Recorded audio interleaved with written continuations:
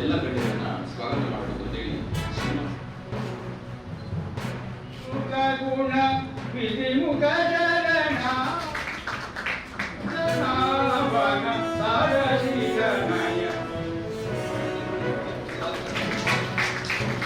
ಇವತ್ತು ಕಾರ್ಯಕ್ರಮ ಇಲ್ಲಿ ಆಗುತ್ತೆ. ಹಾಗಾದ್ರೆ ಈ ಕಾರ್ಯಕ್ರಮದಲ್ಲಿ ನಾಟಕಕಾರರು, ರಂಗಕರ್ಮಿಗಳು, ಕಲಾವಿದರು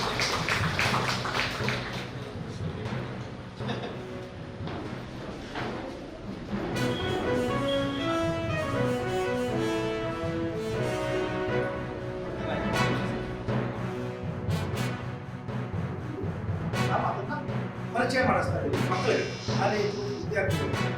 ನಮಗೆ ಮನೆಗೊಂದು ಗ್ರಂಥಾಲಯ ಅನ್ನೋದು 1,00,000 ಮನೆಗಳಲ್ಲಿ ಸ್ಥಾಪಿಸಬೇಕು ಅಂತ ನಮ್ಮ ಕನಸು ಗುರಿ.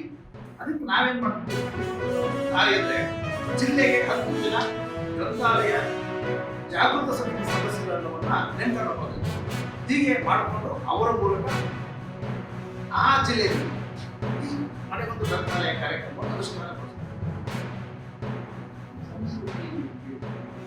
ಜನಕ್ಕೆ ಹತ್ತಿರವಾಗುವಂತಹ ಪುಸ್ತಕಗಳು ನಮ್ಮ ಸ್ಥಳೀಯ ಈ ಮನೆಗೊಂದು ಖಂಡಿತವಾಗಿಯೂ ಮನೆಗೊಂದು ಗ್ರಂಥಾಲಯ ಬಹಳ ಒಳ್ಳೆಯ ಬಯಸ್ತಾ ಇವತ್ತು ಒಂದು ಒಳ್ಳೆ ಕೆಲಸವನ್ನ ಮಾಡಿದ್ದಾರೆ. ವಿಸ್ತೃತ ಇದನ್ನ ಹೋಗಿ ನನ್ನ ಕಾಲೇಜ್ ಈ ಪುಸ್ತಕ ನಾನು ಓದಿದ ಪುಸ್ತಕ ಒಂದು ತಿಂಗಳಿನಲ್ಲಿ ಅಥವಾ 15 ದಿನಕ್ಕೊಂದ್ಸಲ ಸ್ಥಳೀಯವಾಗಿರುವಂತಹ ಸಾಹಿತ್ಯಗಳನ್ನ ಜನ ಯಾರನ್ನ ಕಾಲೇಜುಗಳಲ್ಲಿ ಶಾಲೆಗಳಲ್ಲಿ ಮಕ್ಕಳಿಗೆ ಒಂದು ಒಳ್ಳೆ ಅಭಿರುಚಿ ಬೆಳೀತಾರೆ. ಹೆಚ್ಚಿನ ಆಸಕ್ತಿಯನ್ನ ನಮ್ಮ ಜಿಲ್ಲೆಗೆ ಕೊಡಬೇಕು. ನಮ್ಮಲ್ಲಿ ಯಾಕೆಂತಂದ್ರೆ ತುಂಬಾ ಜನ ಕವನಗಳು, ಕಥೆಗಳು ಎಲ್ಲರೂ ಬರೀತಾರೆ, ಆದ್ರೆ ಕೊಂಡುಕೊಳ್ಳೋರು ಕಡಿಮೆ.